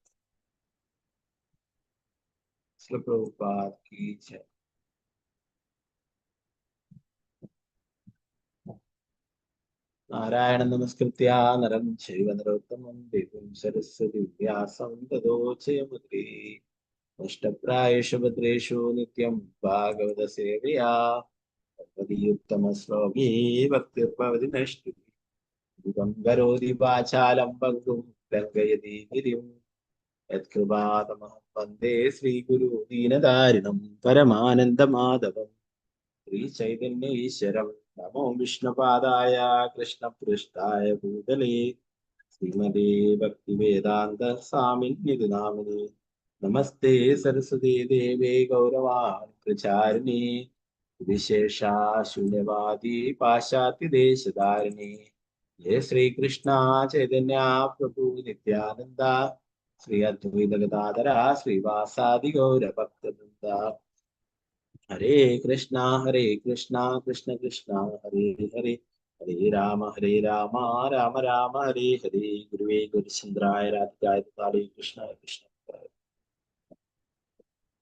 ശ്രീല പ്രഭുപാദ്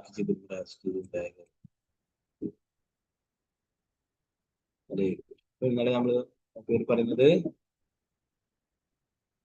ഭഗവാന്റെ ഭക്തിയുടെ സേവനത്തിൽ ഏർപ്പെടാതെ വെറുതെ ജീവിതം പാഴാക്കുന്നത് അത്രയും പാപകരമായിട്ടുള്ള പ്രവൃത്തിയാണ്.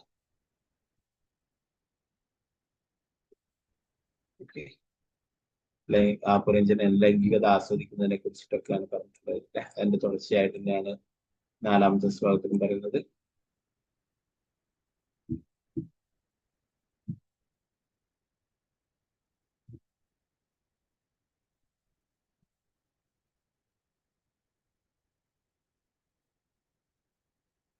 ശയാന ഉന്നതം മതോ മഹാമനാ മഹർഹതൽപേ മഹിഷീഭുജോപതി താമേവ വീരോ മനുതേ പരം യഥാസ്തമോ വിഭൂതോ നിജം പരം ചയത്.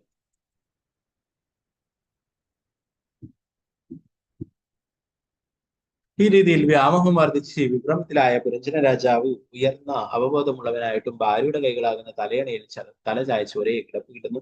ഈ നിലയിൽ സ്ത്രീയാണ് തന്റെ ബ്രഹ്മമായ ജീവനും ആത്മാവെന്നും അവൻ കരുതി. ഇപ്രകാരം തമോ ഗുണത്താൽ സംഭ്രമിക്കപ്പെട്ട അവൻ സ്വന്തം ആത്മാവിനെയോ പരമദൈവ പുരുഷനായ ഭഗവാനെയോ ആത്മസാക്ഷാത്കാരത്തെ പറ്റിയോ മനസ്സിലാക്കാൻ കഴിയുന്നില്ല. നേരത്തെ ശ്ലോകങ്ങൾ പറഞ്ഞില്ലേ, ഒരു പുരുഷൻ അല്ലെ, ഭർത്താവ് ആത്മീയമായിട്ടുള്ള കാര്യങ്ങൾക്ക് കൂടുതൽ പ്രാധാന്യം നൽകുകയും ഭാര്യയെയും അതിൽ ഉൾപ്പെടുത്തുകയും ഭക്തിയുടെ സേവനത്തിൽ ഉൾപ്പെടുത്തുകയും ചെയ്യണമെന്ന് നേരത്തെ പറയുന്നുണ്ട് അല്ലെ. അല്ലാതെ ഭാര്യയുടെ നിയന്ത്രണത്തിലായിട്ട് ഭൗതികമായിട്ട് ഉള്ള ജീവിതം ആസ്വദിക്കാനായിട്ടുള്ളതല്ല. അതിന്റെ ഭാവാർത്ഥത്തിൽ പറയുന്നു. ഇവിടെ പറയുന്നത് വിവർത്തനത്തിൽ എന്താ പറയുന്നത്, സ്ത്രീയാണ് തന്റെ പരമമായ ജീവനും ആത്മാവെന്ന് അവൻ കരുതി. ആ പ്രകാരം തമോ ഗുണത്താൽ സംഭവിച്ചിട്ട് അവൻ സ്വന്തം ആത്മാവിനെയോ പരമദൈവപുരുഷനായ ഭഗവാനെയോ ആത്മസാക്ഷാത്കരിക്കുകയോ മനസ്സിലാക്കാനായിട്ട് സാധിച്ചില്ല. എന്തിനാണ് കൂടുതൽ പ്രാധാന്യം ഇന്ദ്രിയ ആസ്വാദനത്തിനായിട്ട് നൽകിയ ലൈംഗിക ആസ്വാദനത്തിനായിട്ട്. അതുകൊണ്ട് തന്നെ താൻ ഈ ശരീരമാണെന്ന നിലയിൽ അത് ശരീരത്തിലെ ഇന്ദ്രിയങ്ങളെ തൃപ്തിപ്പെടുത്തുവാനായിട്ട് ആഗ്രഹിക്കുന്നുണ്ടായി. ഇപ്പൊ ഭഗവാനെ കുറിച്ചോ മറ്റുള്ള ഭക്തിയുടെ സേവനത്തെ കുറിച്ചോ ഒന്നും തന്നെ അദ്ദേഹത്തിന് മനസ്സിലാക്കാനായിട്ട് താല്പര്യമുണ്ടായില്ല. പ്രഭുപാദരുടെ ഭാവാർത്ഥം പറയുന്നു, ആത്മസാക്ഷാത്കാരത്തിന് വേണ്ടി ഉദ്ദേശിക്കപ്പെട്ടതാണ് മനുഷ്യ ജീവിതം. ഈ മനുഷ്യജന്മം എന്തിനു വേണ്ടിയിട്ടാണ്? ആത്മസാക്ഷാത്കാരത്തിന് വേണ്ടിയിട്ടാണ് അല്ലെ. ഋഷഭദേവൻ പറയുന്നത് 5:1 പറയുന്നു. ഋഷഭ നായം ദേഹോ ദേഹവാചാം നൃലോകീ കഷ്ടാൻ കാമാനർഹതേ ഭുജം യേ തപോ ദിവ്യം പുത്രകായേന സത്വം ശുദ്ധേദ്യസ്മാത് ബ്രഹ്മസൗഖ്യം തദനന്തം. തപോ ദിവ്യം പുത്രകായേന സത്വം. തപോ ദിവ്യമായിട്ടുള്ള തപശ്ചര്യകൾ ചെയ്യാനായിട്ടുള്ളതാണ് ഈ മനുഷ്യജന്മമെന്ന് ഋഷഭദേവൻ അദ്ദേഹത്തിന്റെ പുത്രന്മാർക്ക് കൊടുത്തു. ഋഷഭദേവൻ അദ്ദേഹത്തിന്റെ പുത്രന്മാരോട് പറഞ്ഞു, എന്റെ പ്രിയപ്പെട്ട കുട്ടികളെ, ഈ ലോകത്തിൽ മനുഷ്യ ശരീരം നൽകപ്പെട്ടിട്ടുള്ള ജീവസത്തകൾ കേവലം ഇന്ദ്രിയ സംതൃപ്തിക്ക് വേണ്ടി മലം ഭക്ഷിക്കുന്ന നായ്ക്കളെയും പന്നികളെയും പോലെ രാപകൽ ഒരുപോലെ കഠിനാധ്വാനം ചെയ്യരുത്. പകരം ഭക്തിയുടെ സേവനത്തിന്റെ ദിവ്യ പദവി നേടുന്നതിന് തപശ്ചര്യകളും സുഖഭോഗ നിഷേധവും സ്വീകരിക്കണം. അത്തരം കർമ്മങ്ങളാൽ ഒരുവന്റെ ഹൃദയം ശുദ്ധമാക്കപ്പെടും. ഭക്തിയുടെ സേവനത്തിന്റെ ദിവ്യ പദവി പ്രാപിച്ചു കഴിഞ്ഞാൽ ഒരുവന് ഭൗതിക സന്തോഷങ്ങൾക്ക് ഉപരിയായി അതീന്ദ്രിയവും ശാശ്വതവും പരമാനന്ദപൂർണമായ ജീവിതം നേടാൻ കഴിയും. ഇതിനാണ് മൃഗങ്ങളെ പോലെ അല്ലെ പറയുന്നു, പട്ടികളെയും പന്നികളെയും ഒക്കെ പോലെ രാപകൽ ഒരുപോലെ കഠിനാധ്വാനം ചെയ്യാനും ഇന്ദ്രിയ ആസ്വാദനത്തിന് വേണ്ടിയിട്ടും ഉള്ളതല്ല മനുഷ്യജന്മം. മനുഷ്യജന്മം ശ്രേഷ്ഠമായിട്ടുള്ളതാണ്. അതെന്തിനു വേണ്ടിയിട്ടാണ്? ആത്മസാക്ഷാത്കാരത്തിന് വേണ്ടിയിട്ടുള്ളതാണ്.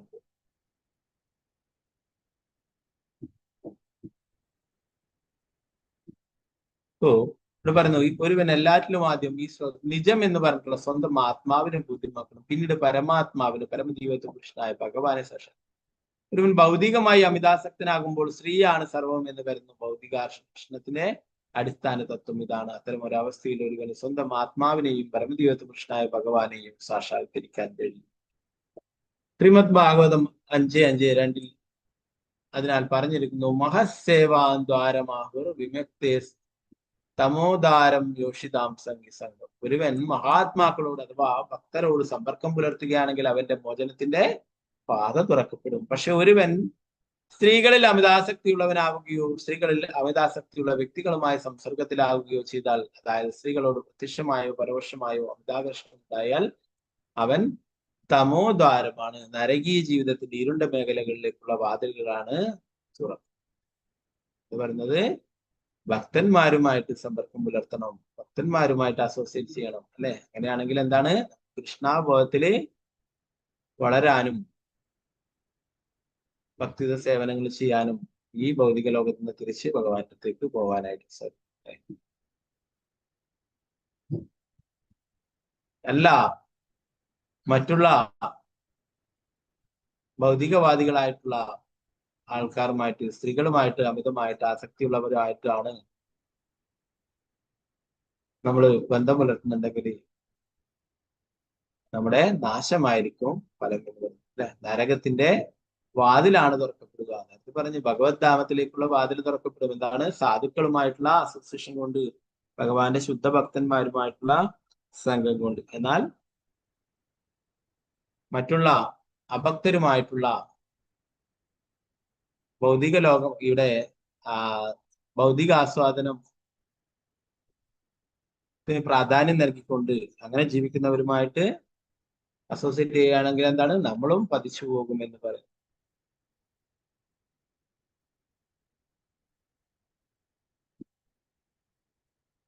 പുരഞ്ജന രാജാവ് ഒരു മഹാത്മാവായിരുന്നു, ഉന്നതമായ അവബോധവും ബുദ്ധിയുമുള്ളവനായിരുന്നു. പക്ഷെ സ്ത്രീകളിൽ അമിതാസക്തനായത് മൂലം അവന്റെ അവബോധം പൂർണ്ണമായും മറയ്ക്കപ്പെട്ടു. ആധുനിക യുഗത്തിൽ ജനങ്ങളുടെ അവബോധം ഏറെയും മദ്യം, മാംസം, സ്ത്രീ എന്നിവയാൽ മറയ്ക്കപ്പെട്ടു.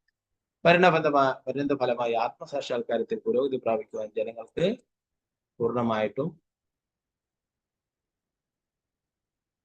കഴിയുന്നില്ല. താൻ ശരീരത്തിൽ നിന്ന് വേറിട്ട ജീവാത്മാവാണെന്ന് സ്വയം ബോധ്യപ്പെടലാണ് ആത്മസാക്ഷാത്കാരത്തിന്റെ പ്രഥമ പടി. രണ്ടാം ഘട്ടത്തിൽ എല്ലാ വ്യക്തിഗത ജീവിതവും പരമാത്മാവിന്റെ പരമജീവിത കൃഷ്ണനായ ഭഗവാന്റെ അവിഭാജ്യ ഘടകങ്ങളാണെന്ന അറിവിലേക്ക് വരും.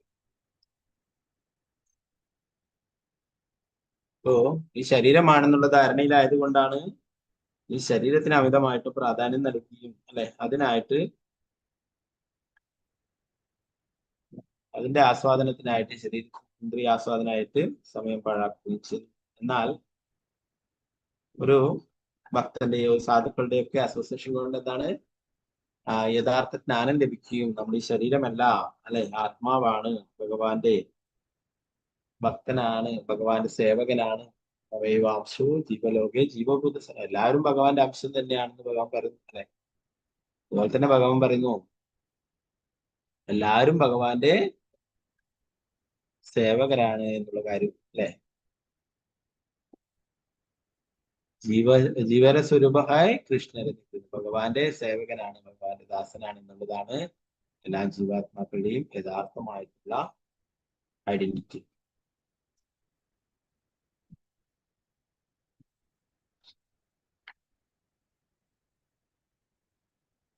ഭഗവത്ഗീത മാമേവാംശു ജീവലോക ജീവ സനാതന മനഃഷ്ടാനിന്ദ്രിയാണ്.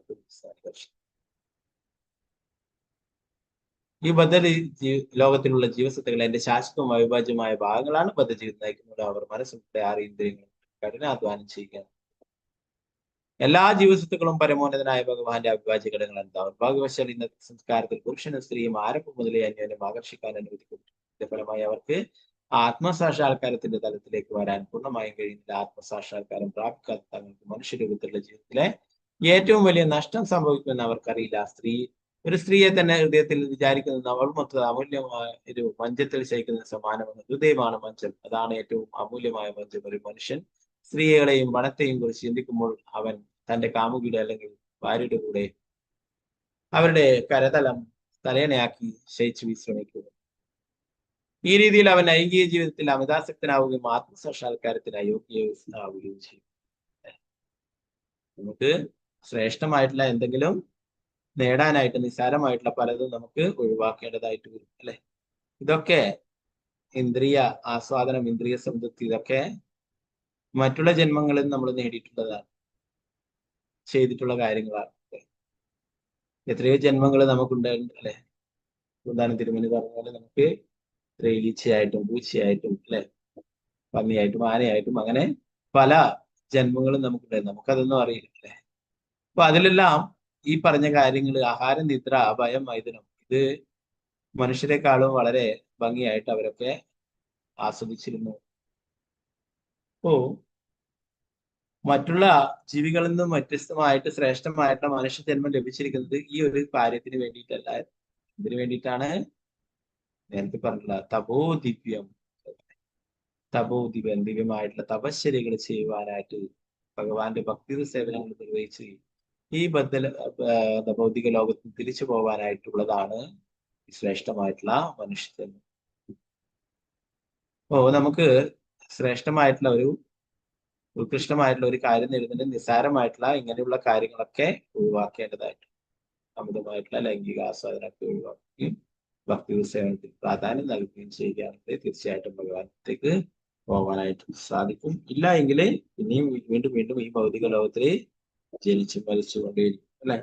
അവരോട് ഇപ്പൊ ഇതിൽ പുരഞ്ജനെ അവസാനമായിട്ട് പറയുന്നത്, പുരഞ്ജനൻ ഭാര്യയോട് അമിതാസക്തി ഉണ്ടായിട്ട് അടുത്ത ജന്മം ഒരു സ്ത്രീ ആയിട്ട് ജന്മം എടുക്കുന്നതിനെ കുറിച്ച് നമ്മൾ ഭഗവത്ഗീതയിൽ പഠിച്ചു അല്ലെ. അവസാന നിമിഷം എന്തിനെ കുറിച്ചാണ് ചിന്തിക്കുന്നത്? അതായിത്തീരും. ജീവിതകാലം മുഴുവൻ ഇങ്ങനെ ഭാര്യയെ ഓർത്ത് ഭാര്യയെ കെട്ടിപ്പിടിച്ചിട്ട് കഴിഞ്ഞാല് മരിക്കുമ്പോഴും എന്തായിരിക്കും ഓർമ്മ? എന്റെ ഭാര്യ അല്ലെ. അടുത്തതായിട്ട് ഒരു സ്ത്രീ ആയിട്ട് ജന്മം ലഭിക്കും. 5-ാമത്തെ ശ്ലോകത്തിൽ പറയുന്നു, എന്റെ പ്രിയപ്പെട്ട പ്രാചീന രാജാവ്, ഈ രീതിയിൽ കാമാർത്ഥിയോടെ ഭാര്യയോടൊത്ത് സദാ പാപമെങ്കിലുമായ ലൈംഗിക ജീവിതം ആസ്വദിക്കാൻ ആരംഭിച്ച പുരഞ്ജൻ രാജാവിന്റെ പുതിയ ജീവിതവും യൗവനവും ഒരു നിമിഷാർദ്ധത്തിനുള്ളിൽ അവസാനിച്ചു.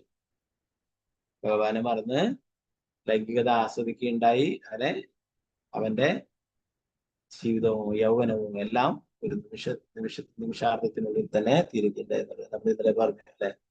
ഭഗവാനെ മറന്ന് ജീവിക്കുന്നവരെ ഓരോ സൂര്യോദയത്തോടെയും അവന്റെ ജീവിതം ചുരുങ്ങി വരും അല്ലെ. അവന്റെ മരണത്തിലേക്കുള്ള ആ സമയം അടുത്തടുത്ത് വരും. എന്നാൽ ഭക്തനെ സംബന്ധിച്ച് നിത്യവും ഭാഗവതം പാരായണം ചെയ്യും, ഭാഗവതം പഠിക്കുകയൊക്കെ ചെയ്യുന്നവർക്ക് എന്താണ്? അവർക്ക് ഭഗവാൻ ആയുസ് നീട്ടി നൽകും അല്ലെ. ശ്രീമദ് ഭാഗവതത്തിന്റെ മഹാത്മ്യങ്ങളിലൊക്കെ പറയുന്നു. അങ്ങനെ ശ്രീമദ് ഭാഗവതത്തിനെ എപ്പോഴും ശ്രീമദ് ഭാഗവതം കേൾക്കുകയും പാരായണം ചെയ്യുന്നവർക്കൊക്കെ മരണമില്ല എന്ന്. ആ മഹാത്മ്യം പറഞ്ഞിട്ട് ശിവൻ ആ മഹാത്മ്യങ്ങളൊക്കെ പറഞ്ഞ് ആരാണോ ഈ ശ്രീമദ് ഭാഗവതം കേൾക്കുന്നത് അവർക്കൊരിക്കലും മരണമില്ല എന്നൊക്കെ പറഞ്ഞു. അപ്പൊ ഇതൊക്കെ പാർവതി ദേവിയോട് പറഞ്ഞതിന് ശേഷമാണ് ശുഗ എന്നുള്ള തത്ത എന്നൊക്കെ നമ്മൾ കേട്ടതായിട്ട് കണ്ടതല്ലേ. ആ ശുഗ എന്ന തത്തയുടെ പിന്നാലെ പരമശിവൻ ത്രിശൂലം എടുത്തിട്ട് പായുന്നുണ്ടായിരുന്നു. അപ്പൊ വാട്ടിക്കിടെ വായിലേക്ക് ആ തത്ത പോയി. അപ്പോൾ വ്യാസദേവൻ ചോദിക്കുകയുണ്ടായി, എന്തിനാണ് ഇങ്ങനെ കോപിക്കുന്നത് എന്നാണ് ചോദിച്ചത്. ശ്രീമദ് ഭാഗവതം അത് കേൾക്കുകയുണ്ടായി, യാതൊരു യോഗ്യതയുമില്ലാതെ കേൾക്കുകയുണ്ടായി, ഒളിച്ചു നിന്ന് കേൾക്കുകയുണ്ടായി, എന്നെ വഞ്ചിക്കുകയുണ്ടായി. ഓക്കെ, നീ ശ്രീമദ് ഭാഗവതത്തിന്റെ മഹിമയെ കുറിച്ച് പറയുന്നുണ്ടല്ലോ, എന്തായിരുന്നു അത്? ശ്രീമദ് ഭാഗവതം കേൾക്കുന്ന ഒരാൾക്ക് ഒരിക്കലും മരണമില്ല. അത് തന്നെയാണ് ഇപ്പോഴും സംഭവിച്ചിട്ടുള്ളത്. നീ പോയിക്കോളൂ എന്ന് പറയും അല്ലെ. എന്താണ് ശുഗ എന്നുള്ള തത്ത വാട്ടികയുടെ വായിലേക്ക് കയറുകയുണ്ടായി. ഓ മഹാദേവൻ അങ്ങനെ ത്രിശൂലം എടുത്തിട്ട് വെറുതെ പോവുകയുണ്ടായി. അതാണ് ഇത്രയും ശ്രീമദ് ഭാഗം അല്ലെ. മഹാദേവൻ എത്രയോ ശക്തിശാലിയാവും, ആരെ വേണമെങ്കിലും വധിക്കാം, എത്ര വലിയ ആളുകൾ. എന്നാലും ഒരു ചെറിയ പാവം തത്തയെ വധിക്കുവാനായിട്ട് അദ്ദേഹം സാധിച്ചില്ല. എന്തുകൊണ്ടാണ്? ശ്രീമദ് ഭാഗവതം കേട്ടല്ലേ. വ്യാസദേവൻ പറഞ്ഞു ശ്രീമദ് ഭാഗവതം കേൾക്കുന്നവർക്ക് മരണമില്ല. അപ്പോ ശ്രീമദ് ഭാഗവതം കേട്ടില്ലേ, എന്തായാലും അല്ലെ പോവാമെന്ന് പറഞ്ഞു. അപ്പോ ഭാഗവതത്തിന്റെ മഹാത്മ്യങ്ങളൊക്കെ പറയുന്നു. ആരാണോ ശ്രീമദ് ഭാഗവതം നിത്യവും പാരായണം ചെയ്ത് ആരാണോ കേൾക്കുന്നത്, അവരെ ഒരിക്കലും അവരുടെ ഏഴായാലത്ത് പോലും യമരാജൻ വരില്ല. അതുപോലെ തന്നെ ഭഗവാന്റെ നാമം ചെയ്യുന്നത്. ഓക്കെ, ഭഗവാനെ മറന്നു ജീവിക്കുന്നവരുടെ ഓരോ നിമിഷവും പറഞ്ഞു വരുന്നത് അല്ലെ, ഓരോ സൂര്യോദയത്തോടും അവരെ യമരാജന്റെ അടുത്തേക്കുള്ള ദൂരം കുറഞ്ഞു പ്രഭുപാദരുടെ ഭാവാർത്ഥത്തില് ഭജപുരേമന എന്നുള്ള ആ കീർത്തനം ചില ഗോവിന്ദദാസ് ഠാക്കൂർ പാടി. ഏതന യൗവന പുത്ര പരിജന ഇത്തെ കിയാച്ചെ പരദീതിരേ കമലദല ജല ജീവനടലമല ബാജഹു ഹരിപദ നീതിരേ.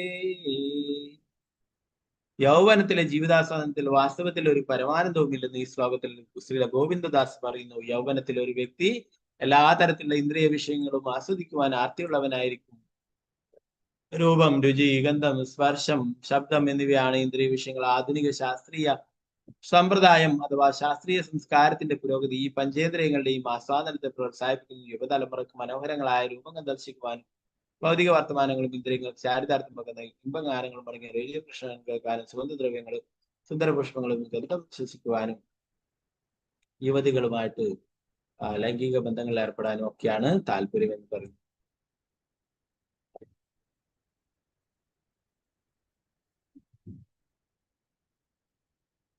പ്രവാചകർ പറയുന്നു, മൃഗങ്ങൾക്കും ഇവയിലെല്ലാം സന്തോഷവും പ്രിയവുമുണ്ട്. അതിനാൽ മനുഷ്യ ജീവിത സമൂഹത്തിൽ ഇന്ദ്രിയ വിഷയങ്ങളുടെ ആസ്വാദനത്തിൽ നിയന്ത്രണങ്ങൾ. ഈ നിയന്ത്രണങ്ങൾ പാലിക്കാത്തവൻ ശരിക്കും മൃഗസമാനാകും.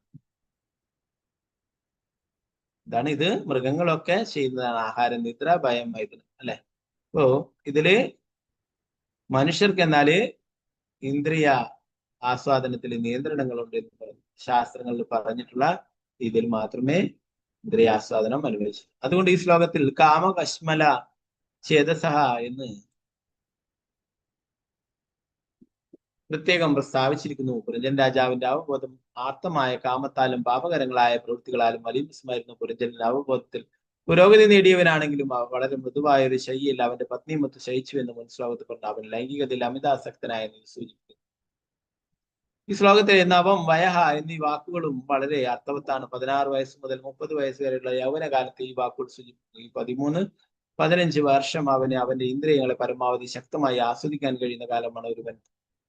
ഈ പ്രായത്തിലെത്തുമ്പോൾ ജീവിതം എന്നും ഇതേ നിലയിൽ പോകുമെന്ന് വിചാരിക്കും, ആസ്വാദനം തുടങ്ങുകയും ചെയ്യും. പക്ഷെ കാലവും ഗതിയും ആർക്കു വേണ്ടിയും കാത്തു നിൽക്കുന്നില്ല. യൗവനത്തിന്റെ ആയുസ് വളരെ വേഗം അവസാനിക്കും. യൗവനത്തിൽ പാപകർമ്മങ്ങൾ മാത്രം ചെയ്ത് കാലം പാഴാക്കുന്ന ഒരുവൻ വളരെ പെട്ടെന്ന് ആ ഹ്രസ്വകാലം കടന്നു പോകുമ്പോൾ നിരാശനാവുകയും സംഭ്രമിക്കുകയും ചെയ്യും. ആത്മീയ പരിശീലനം സിദ്ധിക്കാത്ത ഒരു വ്യക്തിക്ക് യൗവനത്തിലെ ഭൗതിക ആസ്വാദനം പ്രത്യേകിച്ചും സന്തോഷകരമായിരിക്കും. ജീവിതത്തിന്റെ ശരീര സങ്കല്പത്തിൽ മാത്രം പരിശീലിപ്പിക്കുന്ന വ്യക്തി നിരാശയിലേക്കാണ് നയിക്കപ്പെടുന്നത്. എന്നാൽ ശാരീരികമായ ഇന്ദ്രിയാസ്വാദനം ഏറെക്കുറെ 40 വയസ്സോടെ തീരും. അവന് ആത്മീയജ്ഞാനം ഇല്ലാത്തതിനാൽ അനന്തരം ജീവിതം ഒരുതരം മതിഭ്രമത്തിലായിരിക്കും. അത്തരം ഒരു വ്യക്തിക്ക് അവന്റെ യൗവനം ഒരു നിമിഷാർത്ഥത്തിൽ അവസാനിക്കും. അപ്രകാരം ഭാര്യയോടൊത്ത് ശയിക്കുക എന്ന പുരഞ്ജൻ രാജാവിന്റെ സന്തോഷം വളരെ വേഗം അവസാനിച്ചു. ഈ യൗവനം എന്ന് പറയുന്നത് കുറച്ചു കാലത്തേക്ക് മാത്രമായിട്ടുള്ളതാണ് അല്ലെ. അപ്പൊ അതൊരു 40 വയസ്സൊക്കെ കഴിഞ്ഞാല് അത് തീർന്നു എന്ന് പറയും. അമിതമായിട്ടുള്ള ആവേശമൊക്കെ ഇല്ലാതായി തീരുമെന്ന് പറയും. പുരഞ്ജൻ രാജാവിന്റെയും ഈ സന്തോഷങ്ങളൊക്കെ വളരെ വേഗം അവസാനിച്ചു.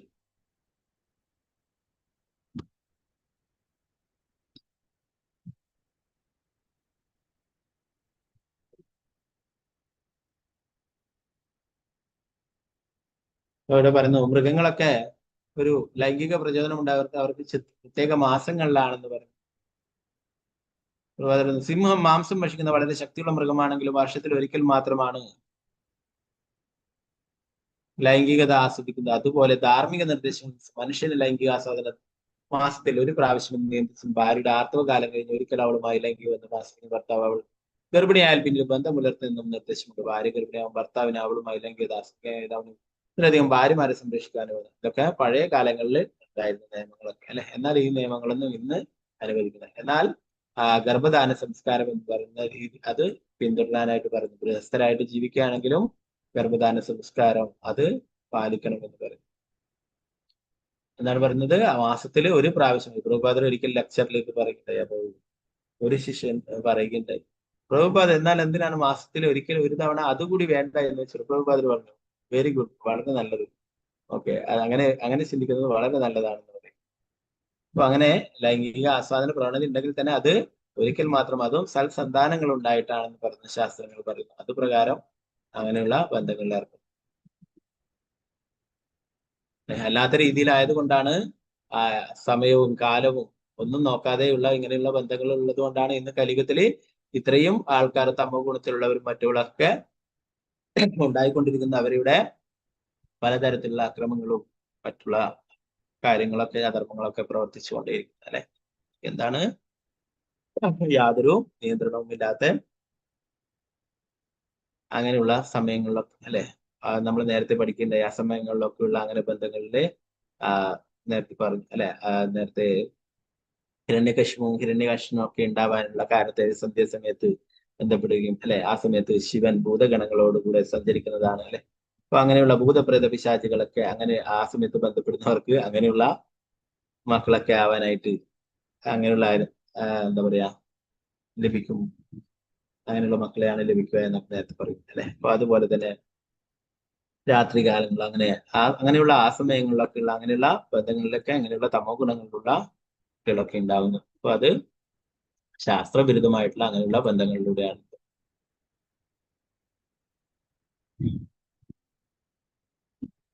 മനുഷ്യജീവികളെ ഉദ്ദേശിച്ചുള്ളവയാണ് നിയമങ്ങളും വൈദിക ശാസ്ത്രങ്ങളും. ആയതിനാൽ ഒരുവൻ ഈ നിയമങ്ങൾ ലംഘിച്ചാൽ പാപിയായി തീരും. അനിയന്ത്രിതമായ ഇന്ദ്രിയാസ്വാദനം എന്നാൽ പാപപ്രവൃത്തികളാണ് നിർണ്ണയം. ശാസ്ത്രങ്ങൾ നിർദ്ദേശിക്കുന്ന നിയമങ്ങൾ ലംഘിക്കുന്നവയാണ് അവിഹിത ലൈംഗിക ബന്ധങ്ങൾ. ഒരുവൻ വൈദിക ഗ്രന്ഥങ്ങൾ അഥവാ വേദങ്ങളുടെ നിയമങ്ങൾ ലംഘിക്കുമ്പോൾ അവന്റെ കർമ്മങ്ങൾ പാപകർമ്മങ്ങളായി പോകും. ഇത് പാപപ്രവൃത്തിയിൽ ഏർപ്പെടുന്നവരോട് അവന്റെ അവബോധം മാറ്റാൻ കഴിയും. നമ്മുടെ കശ്മല അവബോധത്തെ, പാപപൂർണമായ അവബോധത്തെ പരമപവിത്രമായ കൃഷ്ണാബോധത്തിലേക്ക് പരിണമിക്കുക എന്നതാണ് യഥാർത്ഥ ധർമ്മം. അങ്ങനെയുള്ള നമ്മുടെ അവബോധത്തെ എന്താണ്? കൃഷ്ണാബോധത്തില് മാറ്റുക, ഭഗവാനിൽ ആകർഷണം ഉണ്ടാവുക, ഭഗവാന്റെ ഇന്ദ്രിയങ്ങളെ സംതൃപ്തമാക്കുന്നതിന് നമ്മുടെ ഇന്ദ്രിയങ്ങളെ ഉപയോഗിക്കുക അല്ലെ. ഋഷികേശനായിരിക്കും ഭഗവാന്റെ ആ സേവനത്തിനായിട്ട്, ഇന്ദ്രിയങ്ങളുടെ നാഥനായിട്ടുള്ള ഭഗവാന്റെ സേവനത്തിന് നമ്മുടെ ഇന്ദ്രിയങ്ങളെ ഉപയോഗിക്കുക. ഭഗവത്ഗീത സ്ഥിരീകരിച്ചുള്ള പരംബ്രഹ്മ പരംധാമ പവിത്രം പരമംഭവാൻ കൃഷ്ണനാണ് പവിത്രത. അവബോധത്തെ ഭൗതികാസ്വാദനത്തിന് കൃഷ്ണനിലേക്ക് മാറ്റുമ്പോൾ നമ്മൾ പരിശുദ്ധരാകും. ഇതാണ് ഭഗവാൻ ചൈതന്യ മഹാപ്രഭു ശുപാർശ ചെയ്തിട്ടുള്ള ചേതോദർപ്പണമാർജനം, ഹൃദയമാകുന്ന കണ്ണാടി ശുദ്ധമാക്കുന്ന പ്രക്രിയ അല്ലെ. ഭഗവാന്റെ തിരുനാമം ജപം അത് നമ്മുടെ ഹൃദയത്തിലെ മാലിന്യങ്ങളൊക്കെ ഇല്ലാതാക്കി തീർക്കുകയും ചെയ്യും. ബാക്കി ഭാഗങ്ങൾ നമുക്ക് നടത്തി. ഗ്രന്ഥരായ ശ്രീമദ് ഭാഗവതം की जय, श्री प्रभुपाद की जय, गुरु महाराज की जय, निताय गौर प्रेमानंदे, हरे कृष्ण। वंशकल्पतरुभ्यश्च कृपा सिन्धुभ्यश्च पतितानां पावनेभ्यो वैष्णवेभ्यो नमो नमः। आनंदपुरी वैष्णव वृंद की जय, श्री प्रभुपाद की जय, गुरु महाराज की जय, निताय गौर हरे कृष्ण।